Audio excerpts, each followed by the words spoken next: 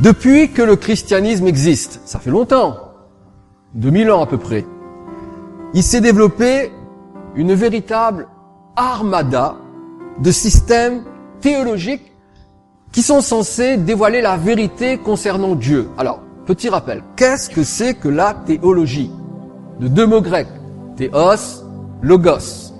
La théologie, c'est la branche d'études qui s'intéresse à Dieu. Certains font des études en médecine, des études en droit, d'autres font des études en théologie. Ils étudient Dieu dans le but de dévoiler Dieu. Le mot théologie signifie littéralement science, étude ou discours au sujet de Dieu. La théologie, comme vous le savez, n'est pas limitée au christianisme. On parle, par exemple, de théologie musulmane, puisque l'islam est une religion monothéiste qui, elle aussi, étudie Dieu. Bien sûr, ce qui nous intéresse ici ce matin, c'est la théologie chrétienne. Et la théologie chrétienne, elle est tellement complexe que pendant un court instant, nous allons faire ensemble un bref, mais un très bref tour d'horizon de la théologie chrétienne pour en connaître les principales branches. Donc, je vais vous expliquer certaines choses qui vont vous paraître au premier abord légèrement techniques, mais vous verrez où je veux en arriver. La théologie se divise en 5 grandes familles. Et chacune de ces 5 grandes familles se subdivise elle-même en plusieurs petites familles. Je vous les présente très rapidement. La première grande famille de la théologie, c'est ce qu'on appelle la théologie biblique. Alors, vous allez entendre ce matin des choses que vous n'avez certainement jamais entendues de toute votre vie parce qu'on n'en parle pas dans les églises. Mais encore une fois, je le répète, si je vous expose ces choses, c'est parce que je veux arriver à un point bien particulier. Qu'est-ce que c'est que la théologie biblique? La théologie biblique, c'est la théologie qui étudie la révélation progressive de Dieu tout au long de la Bible. Qu'est-ce que ça veut dire? Cela veut dire que Dieu ne s'est pas dévoilé complètement tout d'un coup, là, dès le premier chapitre de la Genèse. Mais cette révélation de Dieu a été progressive, c'est-à-dire il a commencé à dire certaines choses concernant sa personne, concernant ses voies, concernant ses actions, et tout au long de la Bible, à chaque fois, il va en rajouter un petit peu plus. Donc, c'est une révélation qui va grandissant. Par exemple, dans le domaine de la théologie biblique, on trouve la théologie de l'Ancien Testament. Si je vous demande de quoi s'occupe la théologie de l'Ancien Testament, qu'est-ce que vous me répondez? La théologie de l'Ancien Testament s'occupe de l'Ancien Testament. La théologie du Nouveau Testament s'occupe du Nouveau Testament. On parle également de la théologie de la période mosaïque.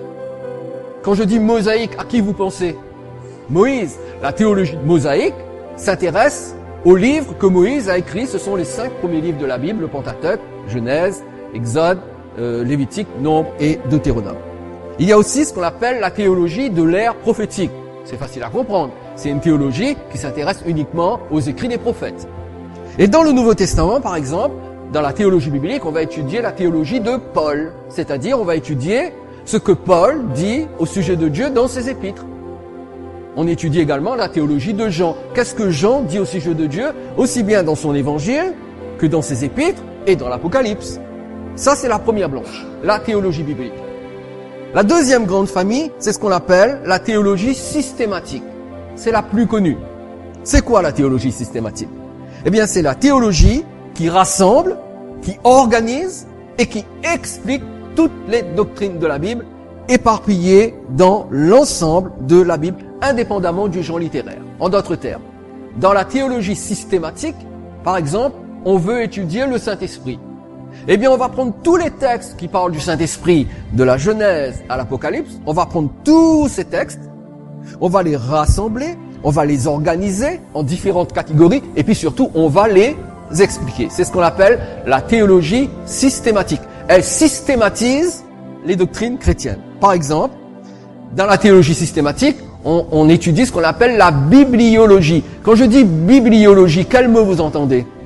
Bible, je savais que vous étiez intelligent, mais là, vous m'étonnez. La bibliologie, qui est tout simplement l'étude de tout ce qui se rapporte à la Bible. En d'autres termes, on va étudier l'inspiration de la Bible, on va étudier l'inhérence de la Bible. Ah, voilà peut-être un mot qui est nouveau pour vous. Qu'est-ce que c'est que l'inhérence de la Bible? Le mot inhérence par rapport à la Bible signifie que la Bible est sans erreur dans sa version originale, dans les textes originaux hébreux et grecs. On va étudier ce qu'on appelle la canonicité de la Bible. Quand je dis canonicité, qu'est-ce que vous entendez? Ah, alors là, on ne parle pas d'une arme à feu, hein. D'accord? La canonicité de la Bible signifie tout simplement quels sont les livres qui composent la Bible et pourquoi ces livres-ci et non pas d'autres livres. On va étudier également son interprétation, etc., etc. Dans la théologie systématique, on va étudier par exemple la christologie. Vous entendez quoi dans christologie? La christologie, c'est l'étude de Christ. La pneumatologie. Ah, quand je dis pneumatologie, vous entendez quoi? La roue auto? Non. Pneumatologie, pneuma, c'est le mot grec pour esprit. La pneumatologie, c'est l'étude du Saint-Esprit. Ecclésiologie, étude de l'Église, etc., etc. C'est ce qu'on appelle la théologie systématique. La troisième grande famille de la théologie, et là ça devient un peu plus compliqué, mais vous allez voir, je vais simplifier les choses, c'est ce qu'on appelle la théologie historique. Qu'est-ce que c'est que la théologie historique? C'est la théologie qui s'intéresse à la naissance, au développement, à la croissance et au changement de la théologie au cours des siècles. Parce que voyez-vous, la théologie, c'est vrai qu'elle prend naissance à un certain moment, mais elle évolue. Et qui dit évolution, dit changement. Quelquefois, elle change pour le meilleur, mais très souvent, elle change pour le pire. Et la théologie historique a pour objectif d'examiner la formation des grandes doctrines de la Bible, des grandes doctrines de la foi chrétienne, comme des doctrines en rapport avec Dieu, avec le Christ, avec le salut, etc. Et cette théologie historique, elle est très simple, tout en étant très compliquée et très indigeste. Elle se divise en 4 périodes qui correspondent aux 4 sous-familles qui composent la théologie historique. Je vous donne juste pour information. Tout d'abord, il y a ce qu'on appelle la théologie primitive. La théologie primitive étudie l'histoire de la théologie du 1er siècle jusqu'au 6e siècle. Ensuite, il y a la théologie médiévale, qui étudie la théologie de fin 6e siècle jusqu'au début 16e siècle. Ensuite, il y a la théologie de la Réforme, qui va du 16e siècle jusqu'au milieu 18e siècle. Et enfin, la théologie moderne, qui va du milieu du 18e siècle jusqu'à nos jours. À part les théologiens eux-mêmes, personne d'autre ne s'intéresse à cette branche de la théologie. 4e grande famille, avant-dernière, c'est ce qu'on appelle la théologie dogmatique. Qu'est-ce que c'est que la théologie dogmatique? C'est la théologie, écoutez bien, qui étudie l'ensemble des dogmes qui sont propres aux différentes confessions au sein du christianisme. Vous savez que le christianisme, c'est un immense arbre avec différentes branches. Qu'est-ce qu'on entend par branche? Eh bien, dans le christianisme, il y a par exemple la confession catholique romaine. Il y a la confession protestante réformée. Il y a la confession évangélique, etc. Eh bien, dans chacune de ces grandes confessions, ils ont développé des dogmes. Qu'est-ce que c'est qu'un dogme? Eh bien, un dogme, c'est l'interprétation qu'une partie de l'Église, une confession de l'Église, fait à propos d'une doctrine biblique. Par exemple, la doctrine de la révélation n'est pas vue de la même façon par la théologie évangélique protestante et par la théologie catholique romaine. Vous comprenez ce qu'on entend par révélation? Comment est-ce que Dieu se révèle? Eh bien, pour les protestants, pour les évangéliques, c'est simple. La Bible est la seule révélation de Dieu. Point à la ligne, le débat est clos. Par contre, pour la théologie catholique romaine, eh bien, il n'y a pas seulement la Bible, il y a autre chose. Il y a tout d'abord le magistère. Le magistère, qu'est-ce que c'est? Eh bien, c'est l'autorité en matière de morale et de foi qui est décidée par l'ensemble des évêques et du pape. On appelle ça le magistère. Le mot signifie celui qui enseigne, c'est-à-dire le maître. Donc, dans l'Église catholique romaine, le magistère décide de la foi en matière de morale et puis en matière de croyance. Ça, c'est la première chose. Ensuite, il y a ce qu'on appelle les déclarations ex cathedra, c'est-à-dire lorsque le pape réfléchit sur un sujet et qu'ensuite il le promulgue d'une manière officielle, on dit que c'est une déclaration ex cathedra, c'est-à-dire que c'est infaillible. Si le pape l'a dit, c'est parce que Dieu l'a révélé au pape. Donc vous voyez, c'est deux modes de compréhension très différents. D'un côté les protestants qui acceptent que la Bible, et d'un côté la théologie catholique qui accepte la Bible, plus le magistère, plus les déclarations ex cathedra. Eh bien, dans la théologie dogmatique, on va trouver par exemple la théologie calviniste, c'est-à-dire la théologie de la Réforme. À côté, on va trouver la théologie arminienne, c'est-à-dire une théologie qui contredit la théologie réformée. Et puis, il y a la théologie de l'alliance, qui se base sur les deux grandes alliances, la loi, la foi. Et enfin, dernièrement, la théologie contemporaine, la dernière grande famille. La théologie contemporaine, c'est la théologie qui étudie tous les mouvements théologiques qui sont apparus depuis le XVIIIe siècle jusqu'à nos jours. Par exemple, dans la théologie contemporaine, on va étudier la théologie libérale. Qu'est-ce que c'est que la théologie libérale? Ça ne veut pas dire que c'est la théologie qui libère. Au contraire, c'est une théologie qui rend encore plus prisonnier de l'erreur. Parce que dans la théologie libérale, on rejette en grande partie toutes les doctrines de la Bible, telles que l'inspiration de la Bible, les miracles, la divinité de Christ. On rejette toutes ces choses et on fabrique un espèce de système où, en fait, Dieu n'a plus sa place. Et puis, il y a d'autres théologies, comme par exemple la théologie charismatique. C'est la dernière théologie née. La théologie charismatique met l'emphase sur les dons spirituels, les manifestations du Saint-Esprit, les miracles, etc. Voilà donc les 5 grandes familles de la théologie. Et je sais, qu'en vous parlant de la sorte, je vous ai juste donné envie d'aller dormir. Mais j'ai fait exprès de vous dire cela. Parce que, voyez-vous, la théologie, pour une science qui se propose, écoutez bien, une science qui se propose de véhiculer la connaissance de Dieu, le moindre que l'on puisse dire, c'est que la théologie n'est pas simple du tout. Dans tout ce que je vous ai dit, vous avez trouvé quelque chose de simple, vous? Moi, j'ai trouvé ça extrêmement compliqué, et ça fait plus de 30 ans que j'étudie la théologie, et je trouve ça extrêmement compliqué. Mais je suis un passionné, donc je continue de l'étudier. Mais qu'est-ce que c'est compliqué? Parce que, alors qu'elle est censée nous faire connaître Dieu, la théologie rend les choses compliquées. Et la grande question demeure, où est Dieu dans tout ça? Où est Dieu dans toutes ces théologies? C'est une véritable jungle, on s'y perd. Quelle est la meilleure théologie? Voilà une question qui commence déjà à être un peu plus intéressante. Quelle est la meilleure théologie parmi toutes celles que l'on vient de citer, et sans parler de celles que je n'ai pas citées, parce que je vous ai juste donné quelques exemples. C'est beaucoup plus vaste, beaucoup plus complexe que ce que j'ai pu vous dire jusqu'à maintenant. Dans toutes ces théologies, dans cette armada de théologie, quelle est la meilleure théologie? Vous voulez la réponse? Eh bien, je vais vous donner la réponse. Vous êtes prêts? D'abord, je vous demanderai d'attacher vos ceintures. Nous allons passer sur manuel, vérifier les vis-à-vis. Quelle est la meilleure théologie? Eh bien, en réalité, il n'y a pas de meilleure théologie. Parce que toutes les théologies sont entachées par la pensée humaine. Même si l'homme fait de son mieux, je dis bien, il fait de son mieux pour comprendre et expliquer Dieu. Mais le pauvre, comment un être fini peut comprendre l'infini? Comment un être limité au temporel peut comprendre l'éternel? Il fait de son mieux, mais le pauvre, il se bute à un mur.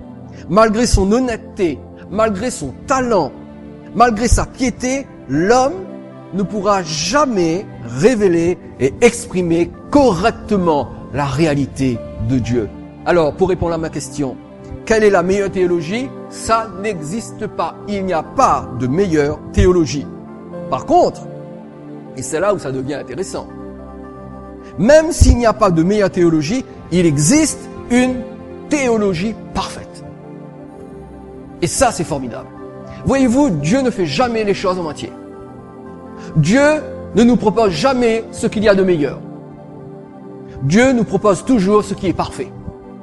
Et il existe une théologie parfaite. C'est inespéré, on n'en demandait pas tant, mais Dieu nous aime tellement qu'il a mis à notre disposition, à notre portée, une théologie parfaite.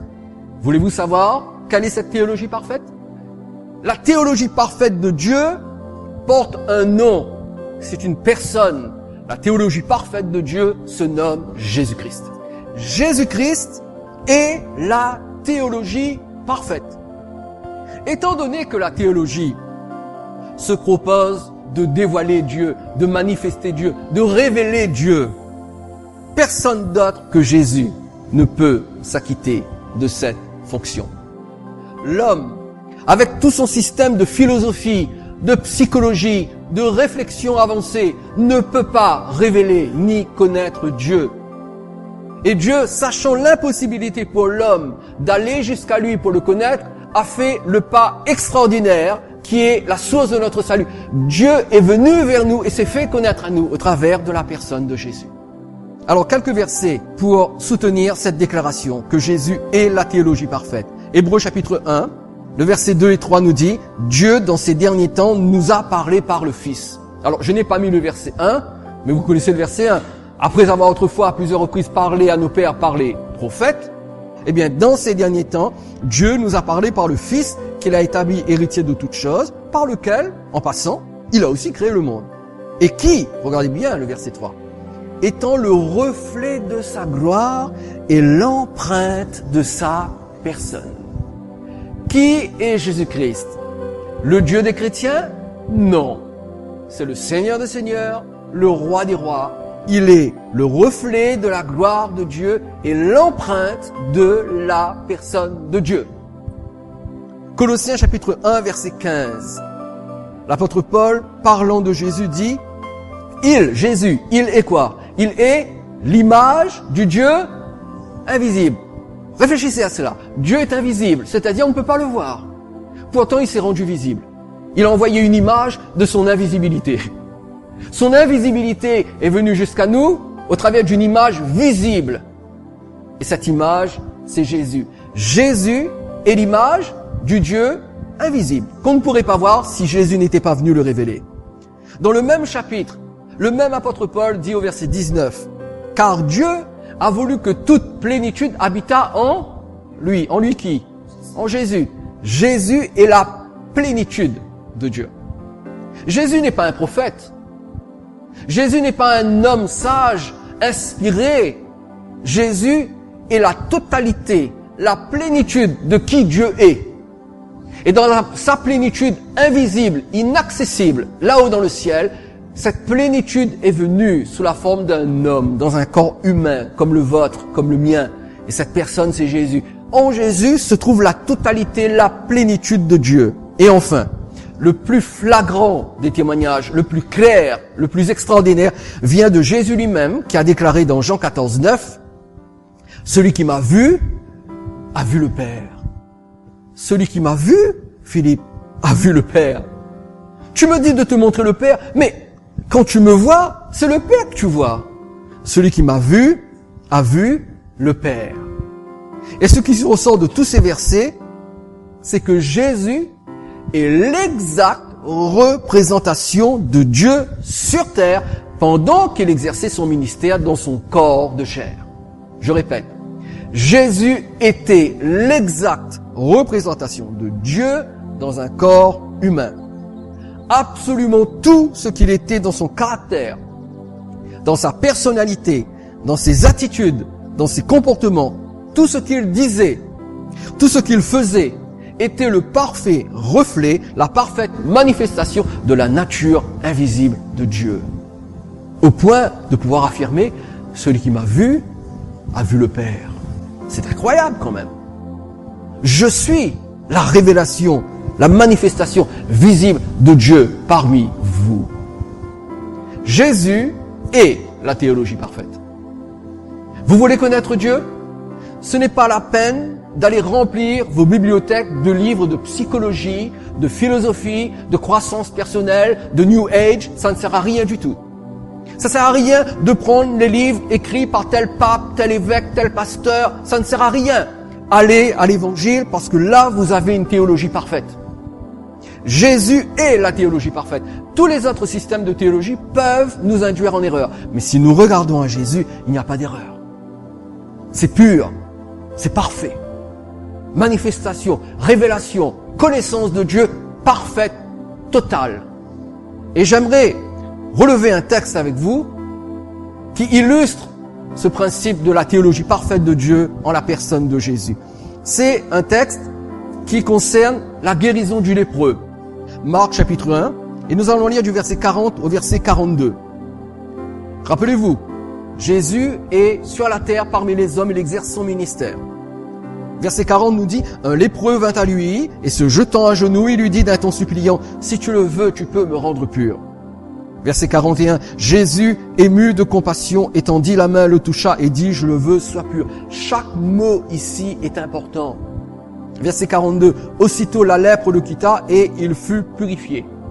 Tout d'abord, ce lépreux représente tout individu, vous, moi et tous ceux qui sont à l'extérieur de ce local, qui ne sait pas quelle est l'attitude de Dieu vis-à-vis de sa souffrance. N'est-il pas vrai que quand nous souffrons, nous nous posons des questions?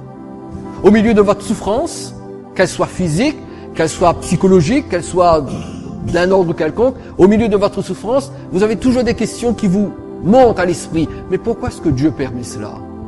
Pourquoi est-ce que ça m'arrive? Eh bien, le lépreux représente tous ceux qui ne sont pas sûrs ou qui ne savent pas quelle est l'attitude de Dieu vis-à-vis de sa souffrance. En d'autres termes, comment Dieu peut-il nous faire connaître ce qu'il y a dans son cœur lorsque nous souffrons? Voulez-vous savoir ce qu'il y a dans le cœur de Dieu lorsque vous souffrez? Eh bien, Dieu le révèle par son Fils Jésus. Et ici, nous en avons l'illustration parfaite. Un lépreux. Je veux dire, c'est pas quelqu'un qui avait mis trop de sauce piment sur sa pizza, qui avait des brûlures d'estomac. Je veux dire, le gars, il était lépreux, quoi. C'était un reclus de la société. Il était atteint d'une maladie de la peau qui le rendait impur. Il était mal aimé, il était exclu, rejeté, et surtout, il était dangereux parce qu'on disait que si on avait un contact avec lui, on pouvait être contaminé par sa maladie, laquelle maladie pouvait être mortelle. Eh bien, que fait Jésus? Jésus fait plusieurs choses. 5 choses que j'ai relevées dans ces 3 versets. Premièrement, Jésus accepte que le lépreux se jette à terre devant lui. Il accepte. Le lépreux vient se jetant à genoux devant Jésus, lui dit, Seigneur, si tu le veux, tu peux me rendre pur. Et que fait Jésus? Jésus accepte le lépreux. Alors qu'il aurait dû le chasser, de peur d'être contaminé par lui, et surtout que cet homme était impur rituellement. Si ce lépreux avait fait la même chose avec les autorités ecclésiastiques de son temps, il aurait eu 2 coups de pied, 3 coups de bâton, il aurait été obligé de s'enfuir. Il aurait pu même être lapidé. On détestait les lépreux, ils étaient exclus, ils devaient vivre en réclusion en dehors de la ville. Mais que fait Jésus? Jésus l'accepte. Et qu'est-ce que nous apprenons ici par l'attitude de Jésus? Eh bien, nous apprenons que Dieu ne nous rejette pas quand nous venons à lui dans notre souffrance. Peu importe ce que dit tel ou tel système théologique, le fait est que Jésus a accepté ce lépreux et par son acceptation, il révèle le cœur de Dieu. Quand nous souffrons, la première chose que nous devons savoir, c'est que Dieu nous accepte tels que nous sommes. Aucun jugement, aucune condamnation, nous pouvons venir à lui. Il nous accepte. Deuxièmement, la Bible nous dit que Jésus est ému de compassion en voyant le lépreux. Au lieu d'être pris de révulsion, de dégoût, voire même de colère et de chasser le lépreux, la Bible dit qu'il est ému de compassion. Littéralement, dans le grec, ses entrailles se remuent. Il voit le lépreux et là, à l'intérieur, ses entrailles sont émues parce que il éprouve une forme de pitié, de sympathie pour le lépreux, mais ce n'est pas juste une forme de pitié, de sympathie qui dit « Oh mon pauvre », c'est une forme de pitié qui va faire manifester sa puissance pour guérir le lépreux. Jésus ressent la détresse, Jésus ressent la souffrance de ce lépreux et Jésus, surtout, ne reste pas indifférent à sa situation. En Christ, Dieu montre un cœur de compassion loin de l'indifférence que l'on pourrait croire. En Christ, Dieu ne pointe pas le doigt sur un individu qui souffre en disant « Je t'avais prévenu, tu m'as désobéi, c'est pour ça que tu souffres. » Non, c'est le contraire. En Christ, Dieu est ému de compassion lorsqu'il voit une personne souffrir et il n'a qu'une envie, c'est de venir à son aide. Troisièmement, Jésus le touche. C'est écrit, hein? Ému de compassion, il étendit la main et le toucha. Il n'a pas étendu la main pour lui donner une gifle et pour lui dire « Va-t'en loin de moi, sale lépreux ». Non, il a étendu sa main et il a touché le lépreux, alors que le lépreux était un intouchable. En Christ, Dieu touche les intouchables. Il impose les mains à ce lépreux pour lui transmettre sa puissance de guérison. Il fait, écoutez bien, Jésus fait tout le contraire de ce qui est politiquement correct. Il était politiquement correct pour Jésus de chasser le lépreux et de s'enfuir loin de lui, de peur d'être contaminé par son impureté. Mais Jésus fait l'opposé. Jésus l'accepte, et non seulement cela, Jésus l'accepte dans son impureté, mais Jésus le touche dans son impureté pour lui communiquer sa pureté à lui, afin de le guérir. Les systèmes de théologie tentent d'expliquer pourquoi Dieu reste distant. Je sais de quoi je parle, parce que, comme je vous dis, ça fait plus de 30 ans que j'étudie la théologie.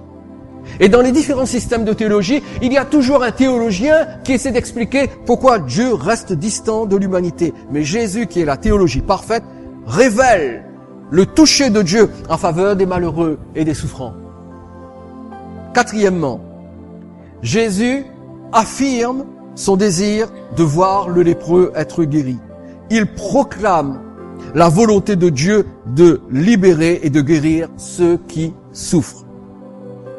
La théologie invente toutes sortes de raisons pour argumenter, pour expliquer l'absence de délivrance et la présence de la souffrance. Si vous souffrez, la dernière chose à faire, c'est d'aller voir un pasteur ou un prêtre. Parce qu'il aura toujours une raison théologique pour vous dire « Mon fils, ma fille, les mystères de Dieu sont insondables. Je ne peux pas te dire pourquoi le bon Dieu permet que tu souffres ainsi. Mais sois confiant. Dans sa sagesse immense, Dieu permet cette souffrance, Dieu permet cette maladie, mais il a un plan supérieur pour toi. » Je peux vous dire que quand un prêtre ou un pasteur vous parle de la sorte, vous n'avez qu'une chose à faire. Vous lui dire poliment « Merci », tournez vos talons et vous enfuir. Parce que vous êtes en présence d'un homme qui, malgré sa formation en théologie et son titre de représentant ecclésiastique, représente très mal qui est Dieu. Parce que Dieu n'est pas du tout comme cela.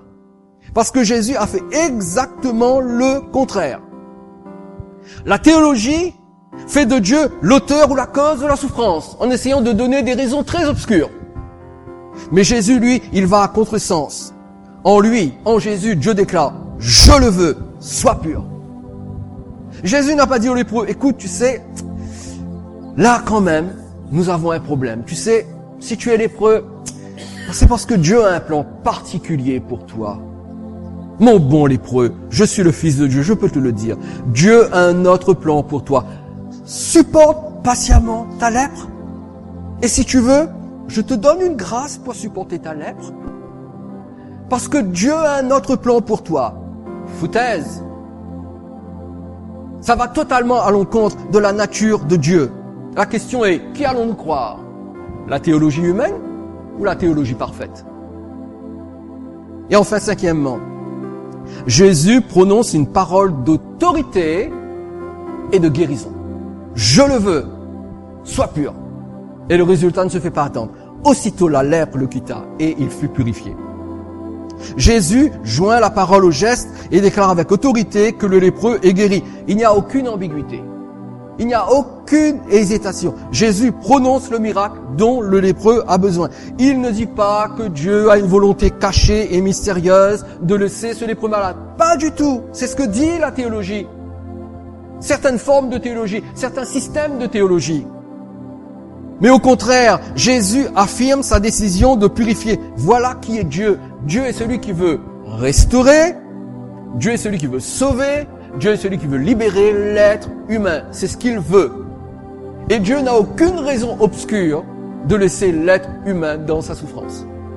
Et si pour une raison l'être humain n'arrive pas à obtenir sa délivrance de la part de Dieu, il doit chercher en lui pourquoi il n'y parvient pas, mais pas en Dieu. Et ce simple récit détruit toute tentative de vouloir prêter à Dieu le mauvais rôle. Et c'est ce que fait la théologie depuis 2000 ans. On veut prêter à Dieu le mauvais rôle. Et ce texte que nous venons de lire remet de l'ordre dans la vision que nous entretenons sur Dieu. Vision qui émane le plus souvent de nos systèmes de théologie plutôt que de la vérité de la parole de Dieu. Et tous, nous avons été influencés par notre éducation religieuse. Vrai, pas vrai? Certains, nous avons grandi dans l'église catholique romaine, d'autres, nous avons grandi dans une église protestante, d'autres dans une église pentecôtiste, et nous avons été tous influencés par notre éducation religieuse plutôt que par la théologie parfaite qui s'est manifesté sous forme humaine afin de nous révéler Dieu avec clarté. Quelqu'un a dit avec raison que si on donnait à une personne qui ne connaît pas l'évangile, un évangile, juste un évangile, et que l'on mettait cette personne sur une île déserte, en peu de temps, juste en lisant l'évangile, il vivrait des miracles extraordinaires parce qu'il n'y aurait personne d'autre pour aller à l'encontre de la foi qui est véhiculée dans l'évangile. S'il est loin de tout système théologique, il est loin de tout prêtre, il est loin de tout pasteur, il ne se met qu'à lire l'évangile, il sera en contact avec la théologie parfaite et Dieu pourra se manifester en lui. Mais dès que nous sommes au contact de la théologie humaine, au travers des différents systèmes, nous sommes pollués dans notre théologie. La théologie parfaite disparaît à nos yeux, c'est la théologie humaine qui prend la place. Et il arrive à beaucoup de croyants ce que Paul dit dans 2 Corinthiens chapitre 11 verset 3. Paul dit, toutefois, de même que le serpent séduisit Ève par sa ruse, je crains que vos pensées ne se corrompent et ne se détournent, écoutez bien, de la simplicité à l'égard de Christ. Les systèmes de théologie rendent Dieu compliqué et ils sont bien aidés par les prêtres et les pasteurs. Alors que Dieu dit, la Bible dit qu'en fait, Christ, la théologie parfaite, elle est simple. Non, attendez, on vient d'avoir l'exemple quand même. Ce lépreux, il vient à Jésus, c'est simple. Si tu veux, tu peux me rendre pur. Je le veux, sois pur. Bam, c'est fait. Il serait allé voir un théologien, il serait allé voir un pharisien ou un sadducéen de son époque. On lui aurait donné 1001 raisons pour qu'il accepte sa lèpre, sa situation, et qu'en plus, il croit que cela vienne de Dieu. Comment Satan a-t-il séduit Ève? Parce que Paul dit, de même que le serpent séduisit Ève. Comment est-ce qu'il a séduit Ève? Comment est-ce qu'il a trompé Ève? Eh bien, en lui faisant douter de la parole de Dieu. Genèse, chapitre 3, verset 1. Dieu a-t-il réellement dit? Vous connaissez l'histoire? Dieu a-t-il réellement dit? Et c'est comme ça qu'opère le diable aujourd'hui. Et il passe merveilleusement bien au travers de tous les systèmes de théologie. Dieu a-t-il réellement dit? Oui, c'est écrit, mais tu comprends, dans notre religion, dans notre église, dans notre confession, c'est pas comme ça que l'on croit. On croit plutôt comme cela. Parce que tel pasteur, tel prêtre, le pape ou l'évêque, ou je ne sais pas quel synode, a décidé c'était comme cela. Alors que nous avons une théologie simple, parfaite, en la personne de Jésus, on se détourne de la simplicité à l'égard de Christ. Lorsque nous nous laissons séduire par les systèmes de philosophie et de théologie infidèles à la vérité de Dieu, qu'est-ce qui se passe? Nos pensées se corrompent. C'est écrit, hein? Je crains que vos pensées ne se corrompent. Et dans l'original grec du Nouveau Testament, le verbe corrompre signifie souiller et détruire. Je crains que vos pensées ne se souillent et ne soient détruites. En d'autres termes, nos pensées se mettent à travailler contre nous plutôt que d'être à notre service. Le résultat est que nous nous détournons de la simplicité à l'égard de Christ et nous nous enfermons dans des systèmes de croyance où Dieu n'est plus ni compatissant, ni puissant, ni désireux de délivrer. Au contraire, Dieu nous inflige la souffrance et il a une raison cachée et mystérieuse pour cela. Avez-vous remarqué que dans l'évangile, tous ceux qui venaient voir Jésus pour être délivrés, jamais Jésus leur a dit « Je ne peux pas parce que Dieu a un plan pour toi ». Reprenez les évangiles, Matthieu, Marc, Luc et Jean. Lisez les évangiles. Vous savez pourquoi on ne connaît pas Dieu aujourd'hui? Vous savez pourquoi on ne connaît pas Jésus? Vous savez pourquoi les chrétiens ne connaissent pas Jésus? Parce que les chrétiens ne lisent pas l'évangile. Les chrétiens lisent les auteurs chrétiens, mais ils ne lisent pas l'évangile. Quand ils ont un problème, ils courent à la librairie et ils vont s'acheter un livre de psychologie. Mais ils ne lisent pas l'évangile. Ils ne sont pas en contact avec la théologie parfaite. Ils préfèrent une théologie dénuée de vérité. C'est un mensonge qui vient directement de Satan lorsqu'on nous dit que Dieu a un plan pour nous faire souffrir. Et beaucoup de théologiens, beaucoup de prêtres, beaucoup de pasteurs se font les porte-paroles de ce mensonge. Dieu est simple, Dieu est pur, Dieu est direct dans sa façon d'agir envers l'être humain. Dieu veut du bien à l'être humain. Dieu veut du bien envers les personnes qui souffrent. Et pour terminer, je vous invite à mettre en pratique l'exhortation que nous trouvons dans Hébreux chapitre 12, versets 1 à 2. Nous donc aussi, puisque nous sommes environnés d'une si grande nuée de témoins, rejetons tout fardeau et le péché qui nous enveloppe si facilement et courons avec persévérance dans la carrière qui nous est ouverte. Verset 2, qu'est-il écrit? Ayant les regards sur qui? Jésus. Sur le pasteur? Le théologien? Le synode? Sur Jésus. Ayant les regards sur Jésus. Le chef et le consommateur de la foi. Le chef et le consommateur de la foi, c'est-à-dire celui qui fait naître la foi et celui qui amène la foi à sa perfection et qui récompense la foi.